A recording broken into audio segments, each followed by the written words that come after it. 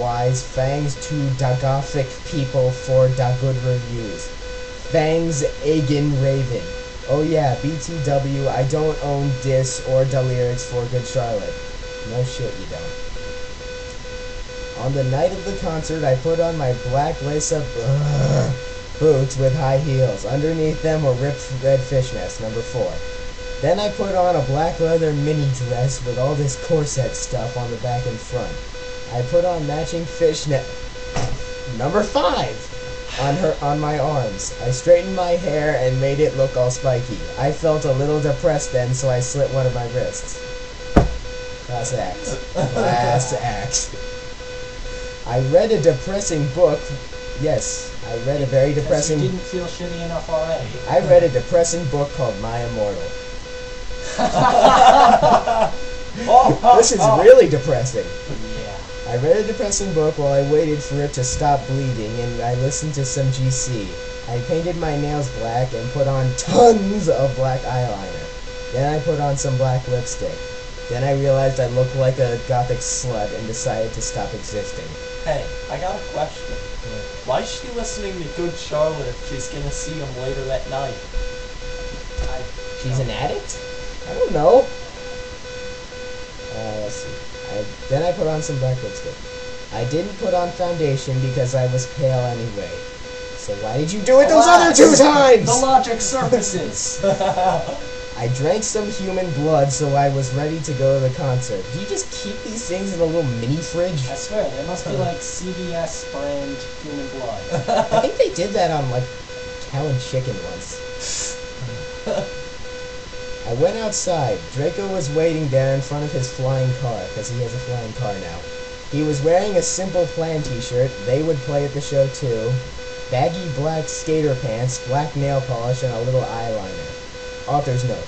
A lot faux cool boys were it okay. No. No, they do not. I'm surprised you're able to decode that. I am very fluent in internet speak. Alright, I'll learn. Yes. Hi, Draco, I said in a depressed voice with an exclamation point. Do it again. Do it over in a depressed voice. It has an exclamation point. I can't speak in a redundancy. Yeah. Doesn't make sense. Hi, Ebony, he said back. We walked into his flying black Mercedes-Benz. The license plate said 666. I'm surprised the DMV let him get away with that. And flew to the place with the concert. On the way, we listened excitedly to Good Charlotte and Marilyn Manson. Once again, we apologize. We both smoked cigarettes and drugs. Yes, let's smoke drugs, everybody. drugs. Shut up. When we got there, we both hopped out of the car. We went to the mosh pit at the front of the stage and jumped up and down as we listened to Good Charlotte. I'm not reading the lyrics. That's not a mosh pit. That's a bunch of idiots jumping up and down. Hang on, I just want to read the lyrics. No, Give me a no. second. In my head. Fine, go. I'm pretty sure that I'm enjoying just staring at us. Yeah, really. Wow, this is Apparently horrible. Joel is so fucking hot. I don't know. I don't listen to Good Charlotte, so I wouldn't Maybe know. it's Joel. I don't know. It's probably Joel. Alright. I don't own the lyrics to that song. Really? Joel is so fucking hot, I said to Draco, pointing to him as he sung, filling the club with his amazing voice. Suddenly, Draco looked sad. What's wrong? I asked as we moshed to the music. Then I caught on. Hey, it's okay. I don't like him better than you, I said. Did you say you didn't like this guy in the first chapter? Really? Asked Draco sensitively, and he put his arm around me all protective. Really, I said. Besides, I don't even know Joel, and he's going out with Hillary fucking Duff. I fucking hate that little bitch. Oh, finally something we can agree on. Yeah. I said I'm disgustedly. ashamed to agree with anything this moron says, though. Ouch, you're right. Thinking of her ugly blonde face. The night went on really well, and I had a great time. So did Draco. After the concert, we drank some beer and asked Benji and Joel for their autographs and photos with them.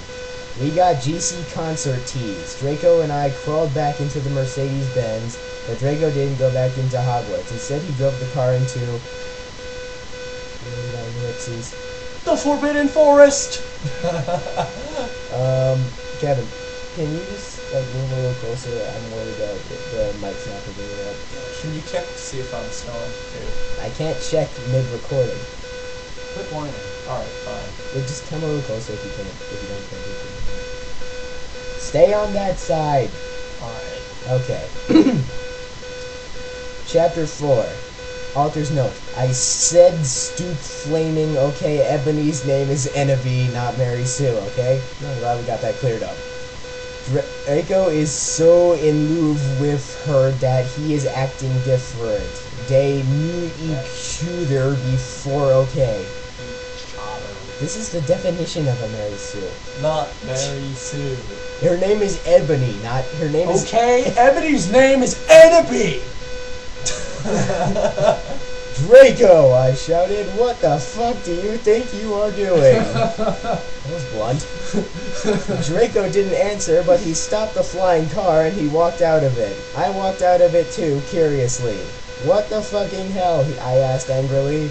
Ebony, he asked. What? I snapped. Draco leaned in extra close and I looked into his gothic red eyes. He was wearing color contacts, which revealed so much depressing sorrow and evilness, and then suddenly I didn't feel mad anymore. And then, ellipses, suddenly just as I Draco kissed me passionately.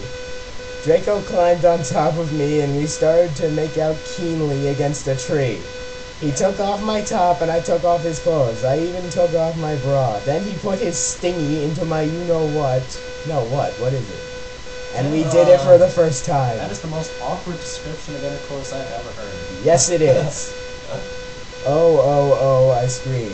I was beginning to get an orgasm. We started This is the most awkward description of intercourse I've ever heard. And intercourse is a fairly awkward thing to talk about. Yeah.